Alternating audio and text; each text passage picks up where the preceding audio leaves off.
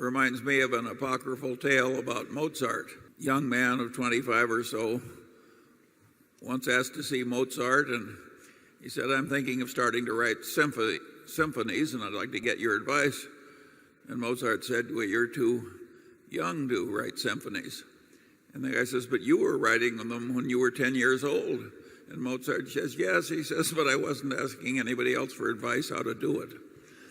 And so if you remind yourself of young Mozart, why, you're the man for us. There is an electronic herd of people around the world managing huge amounts of money who think that a decision on everything in their portfolio should be made basically daily or hourly or by the minute. And that has increased turnover on the New York Stock Exchange. And I don't know the exact figures, but I think it was down around the 15 or 20% range 40 years ago, and it's increased it to 100%, I believe, plus now. So, and certainly in the bond market, the turnover of bonds has increased dramatically. People used to buy bonds to own them, and they buy bonds to trade them. And there's nothing evil about that, but it just means that the participants are playing a different game. And that different game can have different consequences than in a buy and hold environment. And I do think it means that if you're trying to beat the other fellow on a day-to-day basis, you're watching news events very carefully or watching the other fellow very carefully. And if you think he's about to hit that key, you're going to try and hit the key faster if that's the game you're playing and if you're getting measured on results weekly. So I think that you've described the conditions that will lead to a result that we've been talking about expecting at some point. It's not new to markets, though. I mean, markets that do crazy things over time. Every time when Charlie and I were at Solomon, they'd always talk to us about 5 sigma events or 6 sigma events. And that's fine if you're talking about flipping coins. But it doesn't mean anything when you get human behavior involved. And people do things and intelligent people do things, very intelligent, educated people do things that are totally irrational, and they do them en masse. And you saw it in 1998, you saw it in 2002, and you'll see it again, and you'll see it. It's more likely to happen when you have people trying to beat currency, bond, stock markets day by day. I think it's a fool's game, but it may be what's required to attract money. When I set up my partnership, I told the partners, you'll hear from me once a year. And I even thought in 1962, I put the partnerships together, and in May of 1962, the market got terrible. And I actually thought of sending all my partners a letter and then sending it down to Brazil to have it re-shipped back up just to sort of test them out, so how they felt about things. But I had a few with bad hearts. I decided it wasn't worthwhile. Charlie? Yeah, when people talk about sigmas in terms of disaster potentialities in markets, they're all crazy. They got the idea that bad results in markets would be predicted by Gaussian distributions. And the way they decided on that outcome was it made everything so easy to compute. They don't follow Gaussian distributions. You have to believe in the tooth fairy to believe that. And the disasters are bigger and more irritating than Gauss would have predicted. It was easier to teach as well. It was easier to teach, too. Yeah. I once asked this distinguished medical school professor why he was still doing an obsolete procedure, and he said it's so wonderful to teach. There's more of that in finance departments than you might think. It's very discouraging to learn advanced mathematics and how to do things that none but the priesthood can do in your field, and then find out it doesn't have any meaning. And what you do when confronted with that knowledge after you've invested these years to get your PhD, and you've maybe written a textbook and a paper or two, having a revelation that that stuff has no utility at all and really has counter utility. I'm not sure too many people can handle it well, and I think they just generally keep on teaching. Number 2.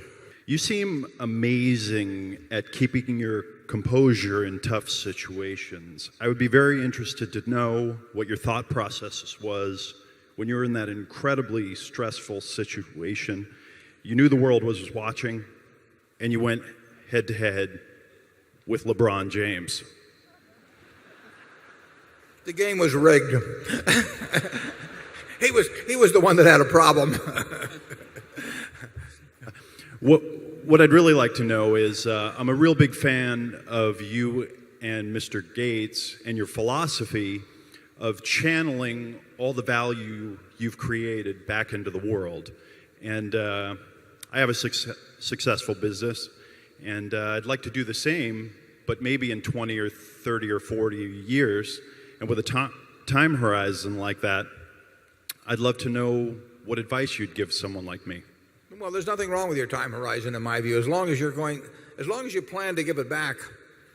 I mean, the decision is yours entirely anyway, whether you want to do it. But assuming you want to give it back, or give it to society in some way, if you're compounding your money at a rate greater than people generally do, you are in effect an endowment fund for society, and all kinds of organizations in the nonprofit area have endowment funds, and they think it's wise to have it, and they do that in order to get standard returns usually. And if you can compound it more and you're going to give it back later on, let somebody else take care of current giving, and you can take care of giving in 20 or 30 years.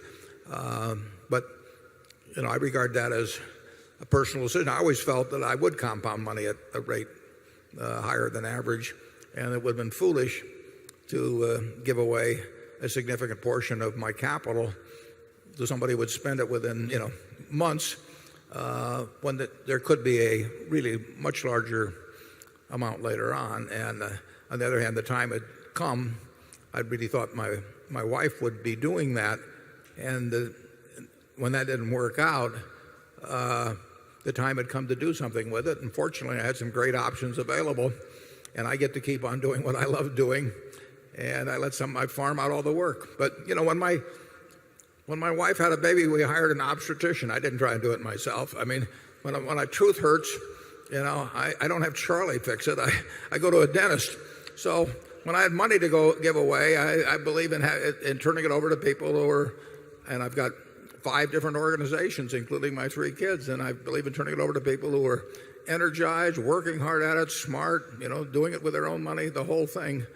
And I get to keep doing what I like doing. So as far as I'm concerned, I haven't given away a penny. Charlie? Well, I think it's wonderful for the shareholders that somebody else is giving away the money.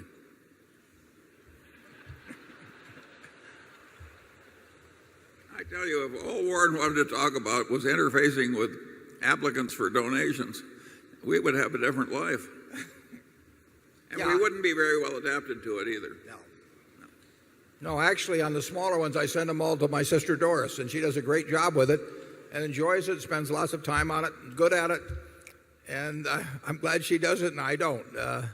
But it's, the truth is I haven't given away anything as a practical matter if I want.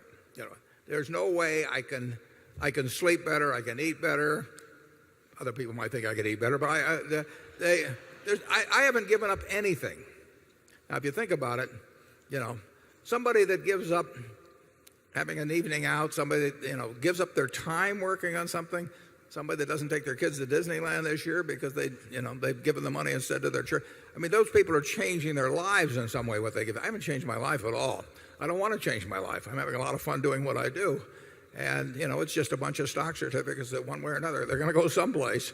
And what I really want to do is keep doing what I enjoy doing and feel that the claim checks that I accumulate that comes about through this are going to get used effectively for the same general purposes that I would want to use them for if I really had the energy and the interest in doing the job myself.